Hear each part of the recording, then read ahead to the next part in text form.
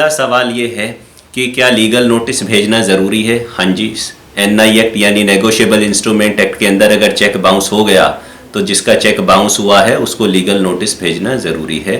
यह notice cheque bounce होने के 30 दिन के अंदर अंदर भेजा जाना चाहिए।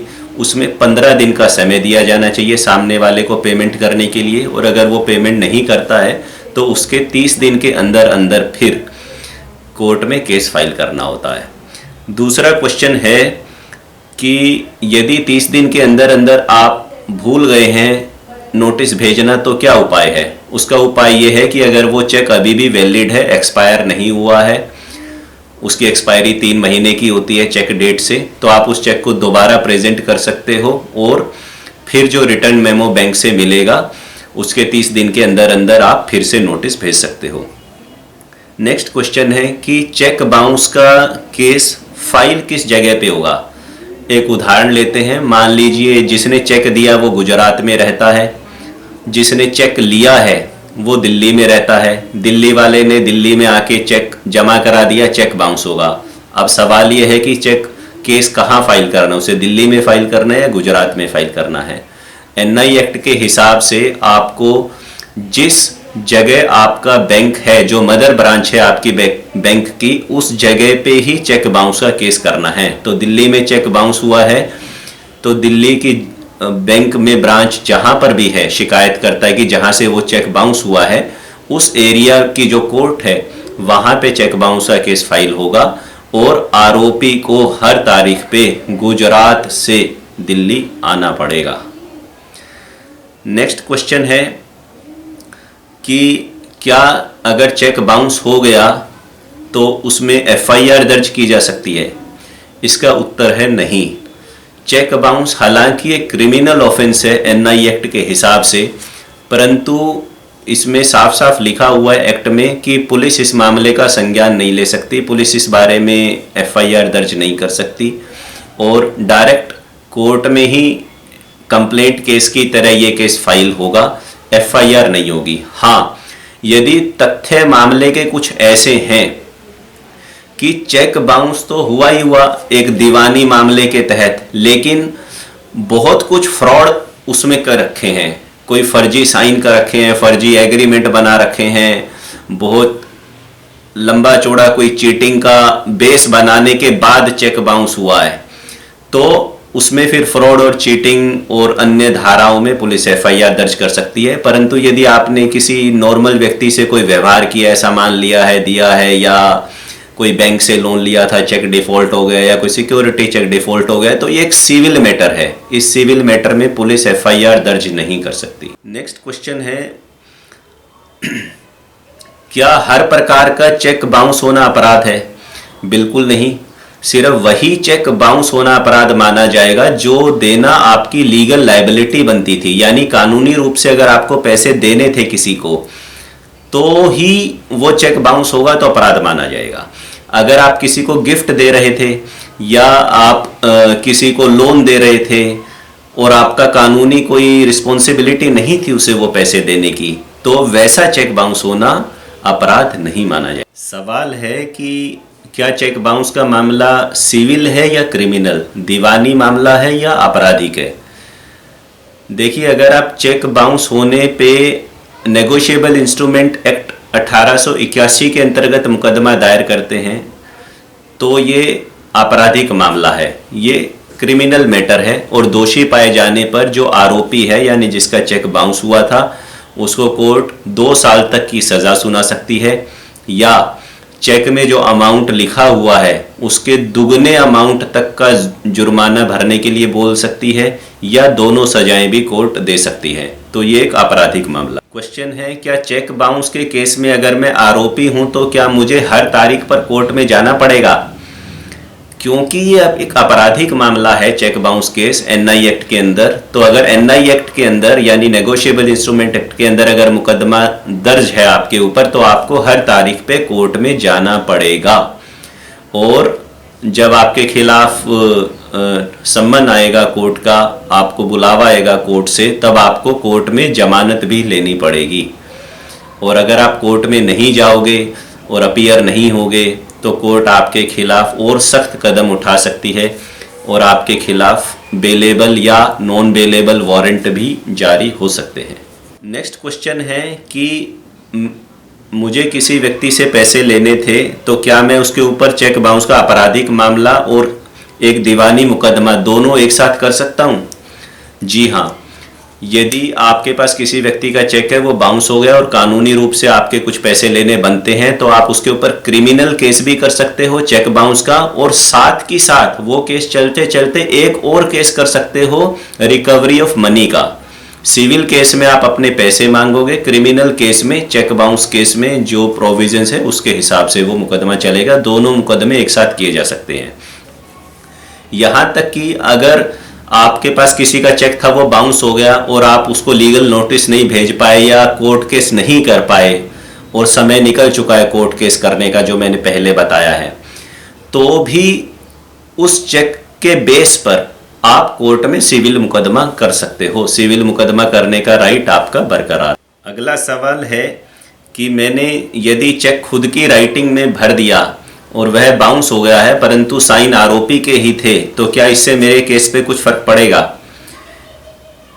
इसका प्रथम दृष्टि में उत्तर है नहीं, इससे आपके केस पे कोई फर्क नहीं पड़ेगा। ऑनरेबल सुप्रीम कोर्ट की और बहुत सारे ऑनरेबल हाई कोर्ट्स के ये जजमेंट है कि चेक पे राइटिंग किसकी है, इस बात से कोई फर्क नहीं पड़ता।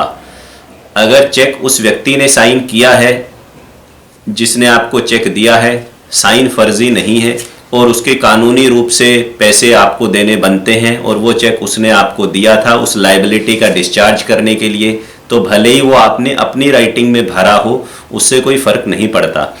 हालांकि मेरा सुझाव ये है कि आप कभी भी चेक को अपनी राइटिंग में ना भरें, क्योंकि अगर आपके पास सबूतों की कमी हुई कोर्ट में, तो जो छोटी छोटी बातें हैं वो इकट्ठा होकर आपके विपरीत जा सकती हैं।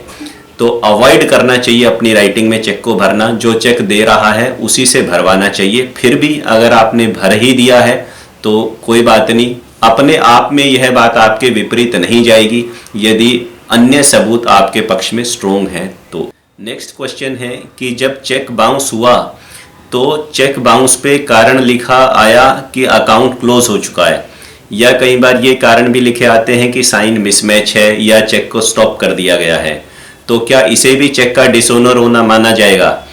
जी हाँ, चाहे चेक इनसफिशिएंट फंड की वजह से डिसऑनर हुआ हो या किसी भी अन्य कारण से डिसऑनर हुआ हो, वो चेक डिसऑनर माना जाएगा। आपके पास यदि चेक है, आरोपी ने दिया था, उसके लीगली पैसे देने बनते थे, तो उसमें जो मर्जी कारण लिखा हो रिटर्न मेमो में, आप क्रिमिनल केस एनआई एक्ट के अंदर उस व्यक्ति के खिलाफ फाइल कर सकते हो। नेक्स्ट क्वेश्चन है कि यदि चेक मुझे किसी कंपनी ने दिया था, चाहे वो प्राइवेट लिमिटेड कंपनी है या कोई भी कंपनी है, तो मैं नोटिस किसे भेजूं?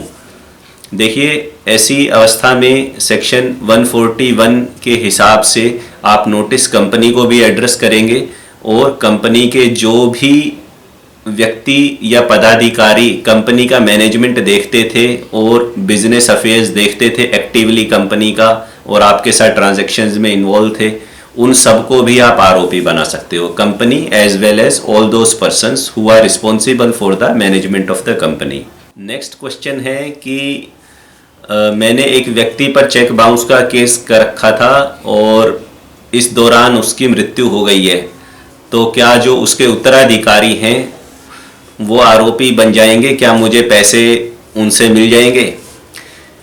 इसका जवाब ये है कि क्योंकि चेक बाउंस एक आपराधिक मामला है और आपराधिक लायबिलिटी जो होती है, क्रिमिनल लायबिलिटी, वो किसी और को पास ऑन नहीं की जा सकती लीगली। अगर पिता ने मर्डर कर दिया है तो बेटे को फांसी पे नहीं टांगा जा सकता यदि पिता की केस के दौरान मृत्यु हो जाती है। तो इसी तरह अगर किसी व्यक्ति ने चेक दे दिया और वो क्रिमिनल ऑफेंस में, आपने एनआई एक्ट में मुकदमा कर रखा है और वह व्यक्ति मर गया, तो उसके जो उत्तराधिकारी हैं उनको 2 साल की सजा या पनिशमेंट एनआई एक्ट के अंदर नहीं हो सकती और मुकदमा वहीं पे खत्म हो जाएगा। हाँ, आप चाहो तो उनके ऊपर सिविल रिकवरी का केस फाइल कर सकते हो, दीवानी मुकदमा कर सकते हो कि मुझे आपके जिनकी भी मृत्यु हो गई है पिता की या उनके, उनसे इतने पैसे लेने बनते थे और उनके लीगल उत्तराधिकारी आप हैं, तो यदि उन्होंने उनकी प्रॉपर्टी इनहेरिट की है, उन्हें मिली है विरासत में उनकी प्रॉपर्टी उनकी मृत्यु के बाद, तो जो प्रॉपर्टी उनको मिली है उस प्रॉपर्टी की कीमत तक वो कानूनी रूप से लायबल है आपके पैसे देने के लिए कोर्ट का आदेश आने पर। नेक्स्ट क्वेश्चन है कि क्या चेक बाउंस के केस के दौरान कोर्ट मुझे कुछ इंटरिम कंपनसेशन ग्रांट कर सकती है? जी हाँ, बिल्कुल कर सकती है।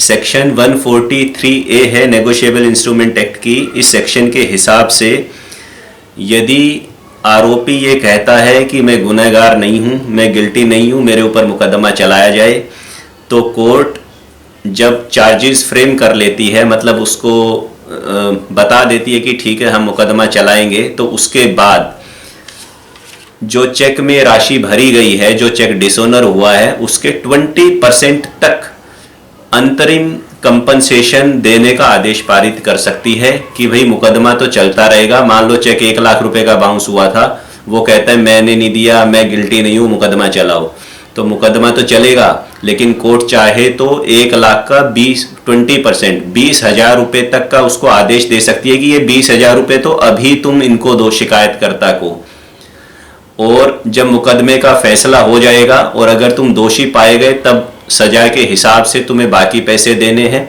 और यदि तुम निर्दोष पाए गए तो जो 20,000 तुमने इसको दिए हैं वो विद इंटरेस्ट ये व्यक्ति तुम्हें वापस करेगा। ये प्रोविजन है सेक्शन 143A में। क्वेश्चन है कि मुझे आरोपी ने ब्लैंक चेक दिया था, मुझे उससे 3 लाख रुपए लेने हैं, लेकिन मैंने ब्याज लगा के उसमें 3.5 लाख रुपए भर के चेक बाउंस करा दिया, क्या मेरे केस में दिक्कत आएगी? देखिए, आपके केस में दिक्कत आएगी, बिल्कुल दिक्कत आएगी, क्योंकि जो आपने चेक में अमाउंट भरना चाहिए था, या तो वो 3 लाख रुपए ही भरने चाहिए थे जिसके आपके पास इनवॉइसेस है या बिल है या एग्रीमेंट है, या 3 लाख से कम भरने चाहिए थे। और अगर 3 लाख से फालतू आपने भरे हैं 50,000 रुपये, तो उस 50,000 के संदर्भ में क्या कोई एग्रीमेंट है कि आप इतने % उससे इंटरेस्ट लोगे? अगर वैसा नहीं है और आपने अपनी मर्जी से 3 लाख के 3.5 लाख का चेक भर दिया है, तो यह केस डिसमिस होने का चांस है। इस केस को आपका जीत पाना मुश्किल है मेरी नज़र। एक क्वेश्चन जो लगभग हर व्यक्ति मेरे से पूछता है जो भी केस के संदर्भ में आता है कि सर चेक बाउंस का केस कितने समय तक चलेगा, फैसला कितने समय में हो जाएगा? अब जो शिकायत करता है, कंप्लेनेंट है, वो तो चाहते हैं जल्दी से जल्दी केस ख़त्म हो जाए ताकि हमें हमारे पैसे मिले, और जो आरोपी हैं, एक्यूज्ड हैं, वो हमेशा यही चाहते हैं कि केस लंबे से लंबा चलता रहे ताकि जो मुझे पैसे देने हैं वो देर से देर में देने पड़े, तब तक मैं कुछ पैसे का जुगाड़ कर लूँ।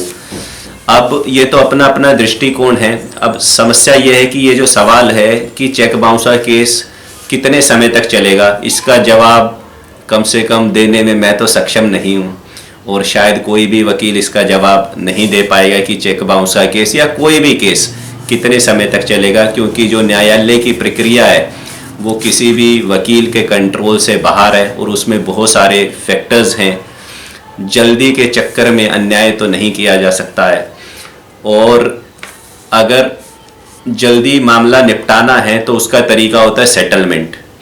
तो कोर्ट चेक बाउंस केस में आपसे पूछती है कि क्या आप मैटर को सेटल करना चाहते हैं। आप खुद भी जज साहब को कह सकते हो कि मैं सेटलमेंट करना चाहता हूं, चाहे आप शिकायत करते हैं चाहे आरोपी हैं। अगर आप सेटलमेंट का ऑप्शन कोर्ट को दे देते हैं शुरू में पहली दूसरी तारीख पे, तो आपका मैटर मीडिएशन सेल में रेफर कर दिया जाएगा, वहाँ पे समझौता हो जाएगा, आपस में जो भी एग्रीमेंट बनेगा समझौते का उसको कोर्ट रिकॉर्ड कर लेगी और मुकदमा वहीं ख़त्म हो जाएगा।